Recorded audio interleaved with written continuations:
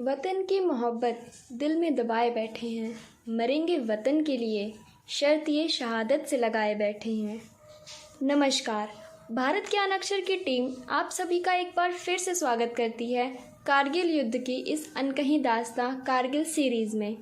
जल हो, थल हो या आकाश, दिन हो या रात हो, युद्ध का मैदान हो या कोई आपदा, बिना थके बिना रुके तूफान में, बरसात में, हिमालय के दुर्गम पहाड़ियों में, हर परिस्थिति में अपने फ़र्ज़ को अंजाम देने के लिए हमारे भारतीय जाबाज माहिर हैं।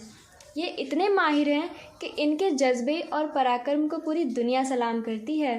भारतीय सेना के जवानों की वीरता, अदम्य साहस और शौर्य की सैकड़ों दास्तां सुनी होगी आप सभी ने।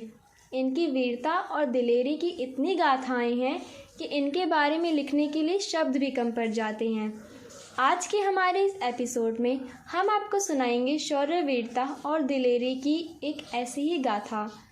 आज वीर शहीद की गाथा में हम आपको सुनाने वाले हैं कारगिल के शेर शाह कैप्टन विक्रम बत्रा की कहानी। धीरे धीरे युद्ध घमासान रूप लेता जा रहा था। सेना दुश्मनों को चारों ओर से घेरने की तैयारियों में जुटी थी। बर्फ में ढकी ऊंची पहाड़ियों पर भूखे प्यासे रहकर रेंगते हुए गोलियों से सीना छलनी होने के बावजूद सेना दुश्मनों को लगातार मौत के घाट उतारती जा रही थी। युद्ध के इतने दिनों बाद अब पाकिस्तानी की आर्थिक हालत भी खराब होने लगी थी और पाकिस्तान इतना कमज़ोर और अकेला पड़ गया था कि उसे युद्ध रोकने के अलावा और कोई रास्ता नहीं दिख रहा था। 6 जुलाई 1999 की शाम जब 13वीं जम्मू कश्मीर राइफल्स बटालियन की कमान कैप्टन विक्रम बत्रा के हाथों में थी, कमान को आदेश मिला पिंपल पोस्ट पार करने का। आदेश मिलते ही कैप्टन बत्रा अपनी टुकड़ी के साथ निकल पड़े टाइगर हिल के लिए। हमारे जाबाज सैनिकों ने उसी रात चढ़ाई शुरू कर दी। खड़ी चोटियों पर इस चढ़ाई के लिए रस्सी के सहारे सैनिक एक एक करके लक्ष्य की ओर बढ़ने लगे। रात घिर आई, लेकिन भारतीय जवानों के हौसले इतने बुलंद थे कि भयानक सर्दी, घने कोहरे और सनसन करती बर्फीली हवाएं भी कैप्टन बत्रा और उनकी टुकड़ी के जोश और बुलंद इरादों को डगमगा नहीं पाई। हजारों मुसीबतों से लड़ते हुए भारतीय सैनिक रेंगते हुए चोटी की ओर बढ़े चले जा रहे थे। कैप्टन बत्रा लगातार अपने साथियों का जज्बा बढ़ाते रहे। कैप्टन बत्रा खुद सबसे आगे चलकर हौसले और दिलेरी के रास्ते आसान कर रहे थे। अंततः 7 जुलाई की सुबह करीब 3 बजे कैप्टन बत्रा की कमान टाइगर हिल पर पहुंच गई और पिंपल पोस्ट पर बैठे दुश्मनों को उनके बंकरों में घेर लिया। कैप्टन बत्रा की रणनीति ही थी दुश्मनों को उनके घर में घेर कर मारने की। पूरी रात भारतीय सैनिक रेंगते हुए पहाड़ों पर चढ़ते रहे। उनकी तैयारी यही थी कि सुबह की किरण उगने से पहले ही बंकरों में बैठे पाकिस्तानी घुसपैठियों और उनके सैनिकों का काम तमाम कर दिया जाए और पिंपल पोस्ट पर कब्जा जमा लिया जाए। ये कार्रवाई रात भर चलती रही। भारतीय सेना की रणनीति इतनी गोपनीय थी कि दुश्मनों को भारतीय जवानों की चढ़ाई की भनक तक नहीं लगी। 17-18 हज़ार फुट की ऊंचाई पर बंकरों में मोर्चा संभाले घुसपैठिए निश्चिंत थे। उन्हें दूर दूर तक इसका एहसास नहीं था कि भारतीय सैनिक उन तक पहुंच सकेंगे। इसी बीच लड़ाई में सैनिकों ने अपने साथ हथियार, माल, असबाब को लेकर चलना पड़ा। रणनीति कुछ इस तरह बनाई गई थी कि दुश्मन के ऊपर से घात लगाकर हमला करने का मौका न मिल सके। 7 जुलाई की सुबह 3 बजे दुश्मनों के बंकरों पर भारतीय जाबाज अचानक बांझ की तरह टूट पड़ा। कैप्टन बत्रा अपने 5 साथियों के साथ दुश्मन के बंकर की ओर बढ़े। उनके इशारों पर चारों ओर से पाकिस्तानी सैनिकों के बंकरों को घेर लिया गया और रॉकेट लॉन्चर से हमला बोल दिया गया। अचानक हुए इस हमले से पाक आश्चर्य में पड़ गया। घुसपैठियों चारों ओर से घिर गए। उनके हथियार आग उगलने लगे और देखते ही देखते थोड़ी ही देर में चोटी गोलियों और रॉकेट लॉन्चरों की गूंज से थरथराने लगी। रॉकेट लॉन्चर अपनी बिजली सी चमक दिखाने लगे। पाक घुसपैठिए भी हरकत में आ गए और उन्होंने ज़बरदस्त फायरिंग शुरू कर दी। इस जवाबी हमले में कैप्टन बत्रा बुरी तरह फंस गए। कैप्टन बत्रा बंकर से अभी कुछ ही दूरी पर थे कि बंकरों में बैठे पाक सैनिकों ने उन पर ग्रेनेड दाग दिए।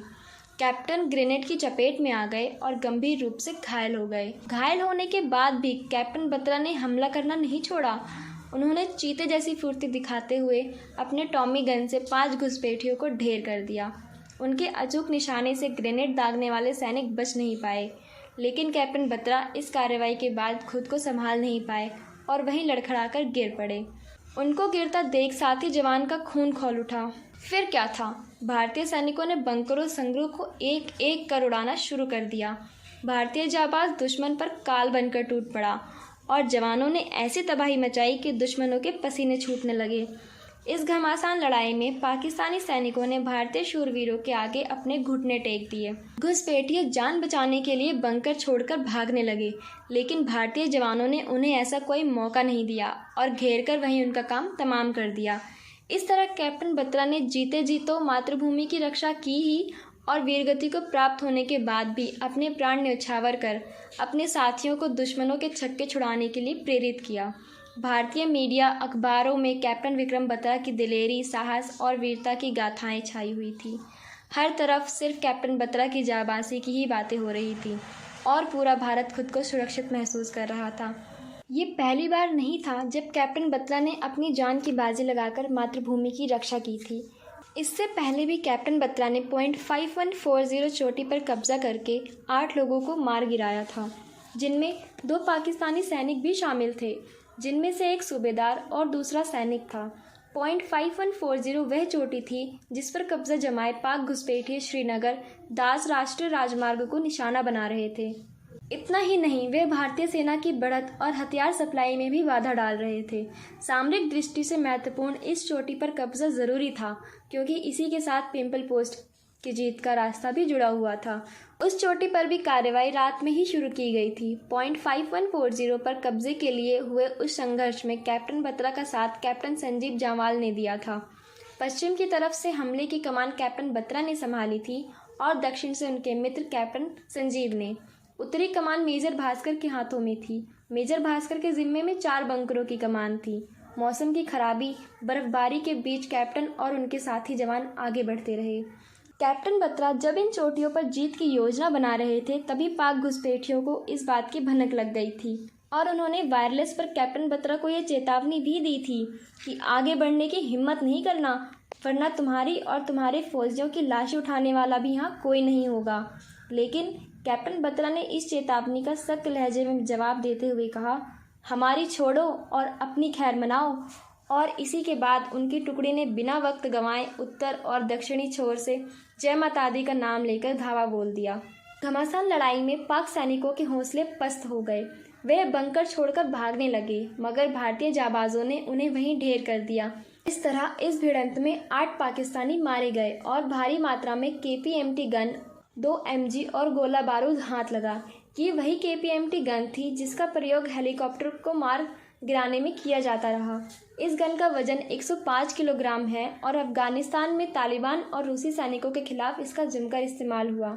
कैप्टन बत्रा ने अदम्य साहस से एक साथ .5140 और पिंपल पोस्ट पर कब्जा जमाया और दुश्मनों को पीछे हटने पर मजबूर कर दिया। मशकोह घाटी की .5140 पर कब्जे में तो कैप्टन बत्रा का बाल भी बांका नहीं हुआ था, लेकिन पिंपल पोस्ट को आज़ाद कराने में वे शहीद हो गए। कैप्टन बत्रा ने जिस दिलेरी से लड़ाई लड़ी, उसे देखकर उनके साथियों में भी उसका जोरदार असर हुआ। उन्होंने .5140 और पिंपल पोस्ट से न केवल दुश्मनों को भगाया, बल्कि उनके हौसले भी पस्त कर दिए। हिमाचल के कंगना जिले के पालमपुर निवासी captain Batra captain GL Batra के पुत्र थे। वीरता की परंपरा तो उन्हें विरासत में ही मिली थी। बचपन से ही उन्होंने परिवार में सैन्य पृष्ठभूमि देखी, जिसका गहरा असर उनके व्यक्तित्व पर भी हुआ। जब कैप्टन बत्रा की शहादत की खबर उनके गांव पहुंची, तो पूरा गांव शौक में डूब गया। उनके परिजनों को गर्व है कि कैप्टन बत्रा मातृभूमि की रक्षा करते हुए शहीद हुए हैं। मशकोह घाटी की .5140 चोटी और पिंपल पोस्ट की लड़ाई में उनके असाधारण शौर्य प्रदर्शन के लिए भारत सरकार ने कैप्टन बत्रा को परमवीर चक्र से भी सम्मानित किया। कैप्टन बत्रा की वीरता की गाथा सुनकर अब तो दिल से बस एक ही आवाज़ निकलती है, सीने पर गोली खा हंसते हंसते मरने वाले, तुझे प्रणाम ए कारगिल में लड़ने वाले, तुझे प्रणाम ए कारगिल में लड़ने वाले।